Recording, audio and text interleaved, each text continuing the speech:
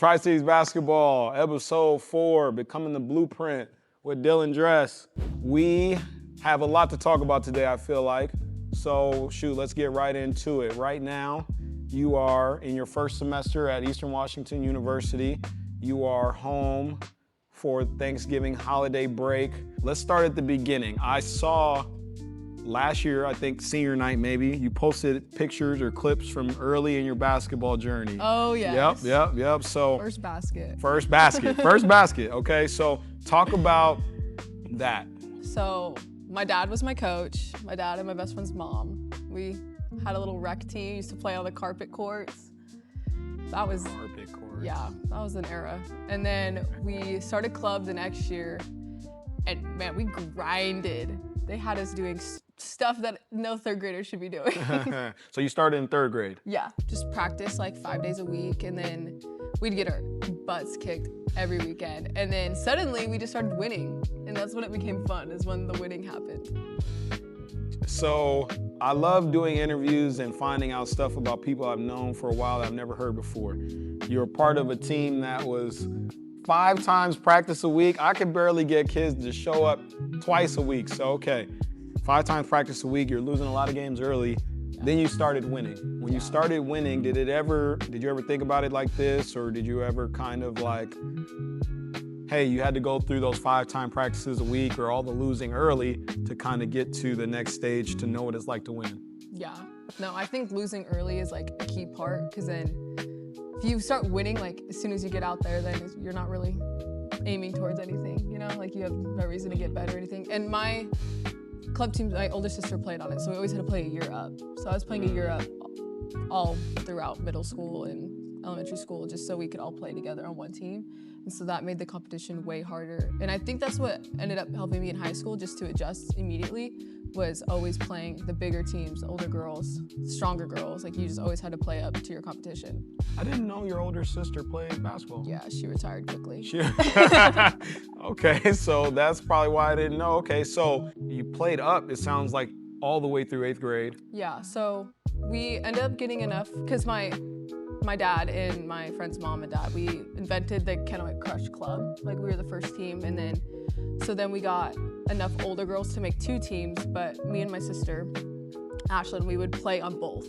So I'd be going to tournaments playing 5 games a day, all like in middle school, all throughout Hermiston, or not Hermiston, but like at the Hermiston tournaments, you know, running from gym to gym, playing in a bunch of games, just trying to get reps in, honestly. And for those of you guys who don't know, Ash is her twin sister. Yes. And then she has an older sister as well. So just so we could kind of put all the pieces together. Going into, you play varsity right away. Yes. You know, as a freshman, how much, you know, going through what you went through early, 5-time practices a week is 3rd grade, you know, playing up in pretty much every tournament. How much did that help you going into your freshman year of high school? I think it really helped with, like, I guess the jump from middle school to high school is not as big as it is to college, but the speed of the game and like the physicality. So you're 6th grade playing against 7th grade and 8th graders. You're trying to find a way to score, how to adjust, like what you need to do. To, like the rotations on defense are a lot faster. But yeah, I think it really helps speed up the process of adjusting fast enough, if that makes sense. So this is kind of maybe the time where I met you guys. I think after your freshman year, maybe before, I can't remember. Time's going by quick, but I remember you guys saying that you guys have always been tall. Yeah. So you guys pretty much were like the same height since 6th, 7th grade, something like that. So, which brings in Ash. Talk about playing basketball with your twin sister pretty much like your whole career. Up until really this point, because your guys' career trajectories and you guys are totally different as players and as people too.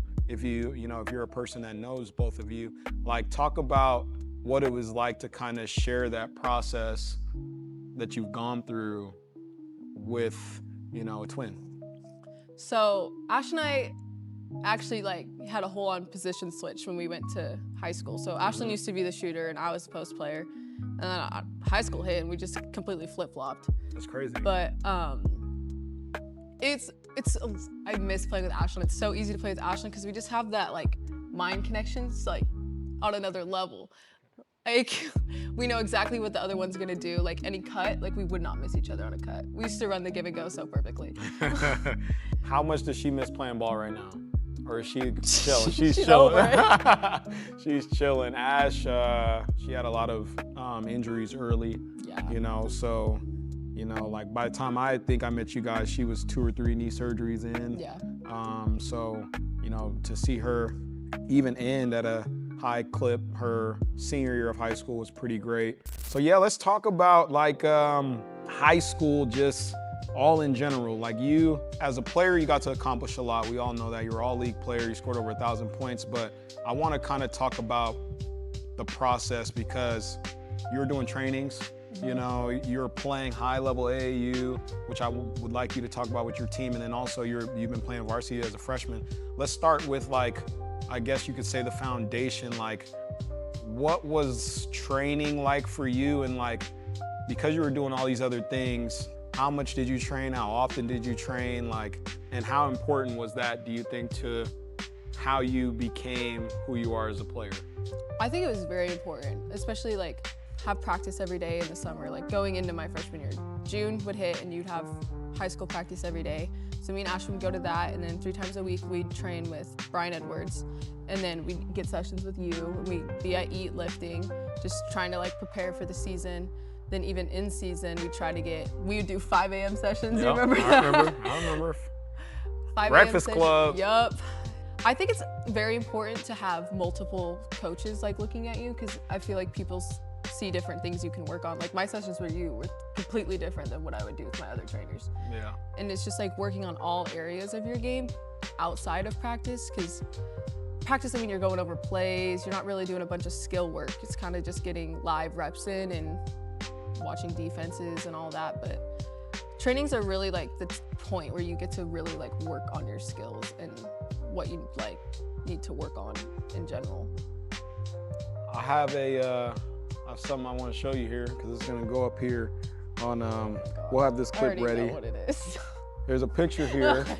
Dylyn, she doesn't end up completing this drill. You guys will see this picture, but talk about like how being pushed in those moments help make the games easier. That drill, so as a shooter, like you can't ever stop shooting in a game. And I used to do that. Like if I missed 3 in a row, like I'd not shoot till the next quarter or anything. But that drill really like got me out of that, because I was like, you know what? Worst comes to worst, you miss 2 in a row, there's a 3rd one. Like Third one, yeah. So I mean, I'd have to break down the drill, but it was basically one of the things I like to do with shooters, especially Dylyn. Like I'd like to say, she was one of the most confident kids I've ever met in my life, you know, like, but I wanted to push her to just make shots in a row, make shots.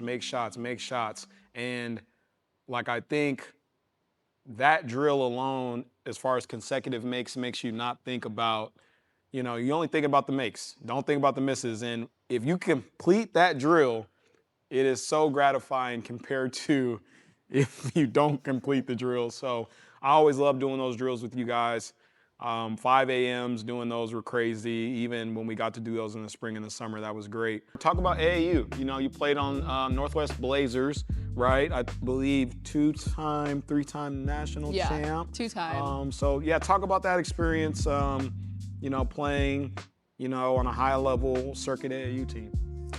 I loved Blazers. I'd do anything to go back to AAU. That was a weird experience. That was the first team I've ever been on that you don't really practice with. We had 2 practices a year, and it was up to you to figure out the plays on your own. And it gives you a lot of, like, that's when we would really pick up on trainings, was Blazer season, because, I mean, you don't have anything to do. So it's really up to you to learn the plays. Like, you get to hear them over a weekend, and then you got to know them when the time comes around or you're not playing on the floor. So I used to draw them out. They had this little app. I would study the app. One thing about me, I'll never mess up a play. I will figure it out. But that was so fun. And then you get to, all your teammates are from around all over. Like, you don't really see them. But then once you get to July, you're with them the whole month. And you just build these awesome relationships. You get to travel the country and play basketball. Like, what could be better than that? What are the differences between AAU and high school?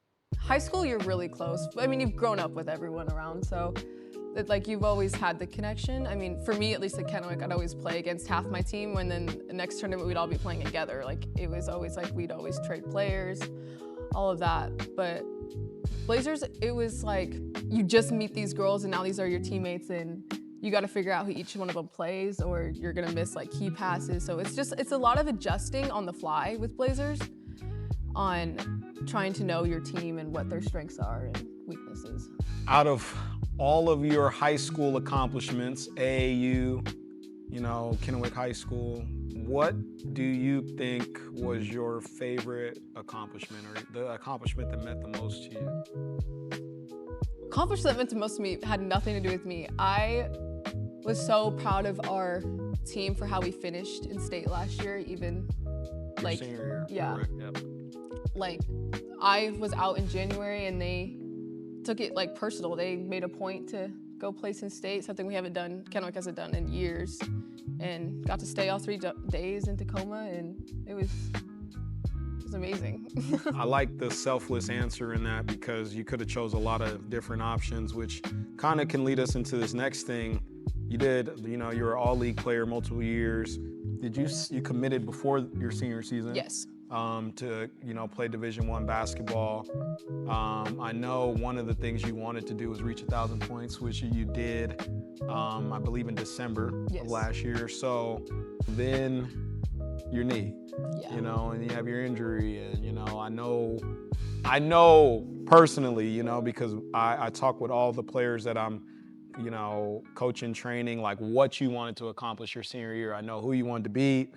I know where you wanted to beat them. I know why you wanted to go to state. I know all those things. So just talk about how hard, and if it wasn't hard, just reflect on your senior year in a whole. A lot happened since September pretty much of last year. Looking back now, I have a different attitude towards it. I was really confused and didn't understand, obviously, right when it happened to me. What really took me a while to get over is never playing with Ashland again, and having no idea that was coming. But I mean, I look back now and I loved playing at Kennewick. My coaches were my best friends. I had all my friends on the team, and I just loved being able to be a leader there. And nobody was one thing in college. I'm not a leader right now, obviously, because I'm not playing, and it's hard. It's hard to take a step back. But I look back now and I'm just I can't wait till I can be in that position again and just have fun, You have a much different answer than when I asked you about how you felt about the I know, I've really time. grown, had time to process, it's been a while. Man. That's great to hear growth and just kind of you're an adult now, you've gone through a lot in this last year. Both good and bad, I guess you can say, as far as your injury, but also you got to accomplish some of your goals individually, and then you got to see how your team kind of played out, which now leads us to, you've been in college for a couple months. It's kind of weird to see I met you guys when you were 15, 16, now you guys are adults, you're going to concerts, hanging out, and then you're playing basketball too. What has it been like being a college kid? It's been fun. I'm so grateful that I was gifted 15 friends and I didn't have to go find my own. Yeah. And all the older girls are so welcoming. As soon as you get there, okay, we're all best friends. Get with it. And pretty dope. We do everything together. I mean, we all spend hours every single day together. You gotta get along or it's gonna go wrong. But it's been so fun. It's been so great. I love everyone on the team. Our coaching staff is hilarious. That's great, yo. It's super fun to see, basically kids turn into adults as a coach. Mm-hmm. It's still kind of, I feel like that just happened for me, but I'm so much older, you know what I'm saying? It's college is your best time. I feel like high school is the time I feel like you probably talk about forever, but college is the most fun time. So where do you see yourself in a year? Hopefully playing. Getting some buckets, yeah? Yes. I see myself being a good teammate. I don't really know much, but lots up in the air, but I'm getting a lot stronger, so hopefully more physical out there. Still a shooter, obviously. Where do you see yourself in 5 years? Shoot, still in Cheney, taking my 5th year. Hopefully getting a conference championship. There we go. Yeah. Making it far. Going to March Madness. Going to the big always dance. the goal. That's the goal. I like to hear it. So my last question would be, where you see yourself in 10 years? Shoot. I'll be just graduating PT school at that point. 10 more years of school? Yep. Oh my God. Yeah, so hopefully somewhere warm, doing my PT school with Arizona? With Ash? That's the goal. There you go. Okay. PT school in 10 years, 5 years conference championship, next year, right back on the court. Hopefully. There we go. I like it. We're doing this so we can watch this over time. So we can say, hey, this is what you said to your Shoot, hopefully self. I don't have a major change. Hopefully. I did three times I changed my major. Not about me though. Studio audience, we got 1,001 people in here now. Anybody got questions?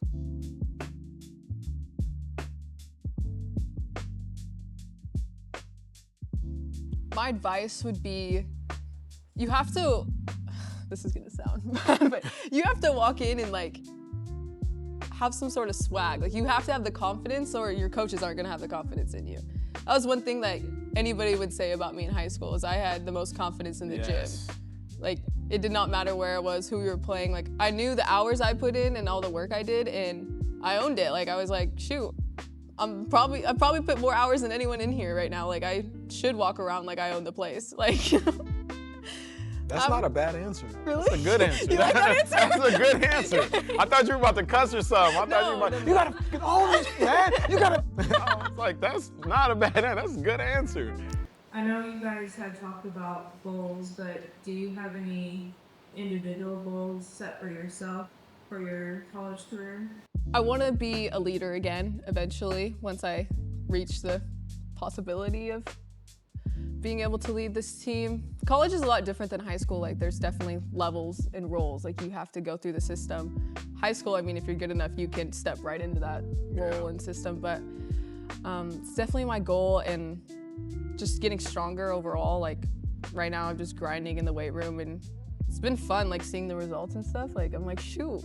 I guess this isn't even a question. It's kind of a comment and a thing, I guess, to share with young kids because Dylyn sat here and gave an answer that wasn't stat or accolade based. And, you know, we talked to Taylor, who's still in high school. She's a junior. She basically said the same type of things, you know, like she said she wanted to be looked at as a leader. She wanted to work the hardest. She wanted people to, you know, like she wanted to be an example for her team. And I just think those are great answers. And also like, I think it's pretty cool, you know, to see like why you guys are essentially like blueprints in a sense of like, hey, this is, you know, all your answers are showing people how this should be done and how it was done, but it's like super selfless. So I think that's pretty dope to hear that. Any other questions or anything like that? All right, so episode 3, Becoming the Blueprint. It's a wrap on the set.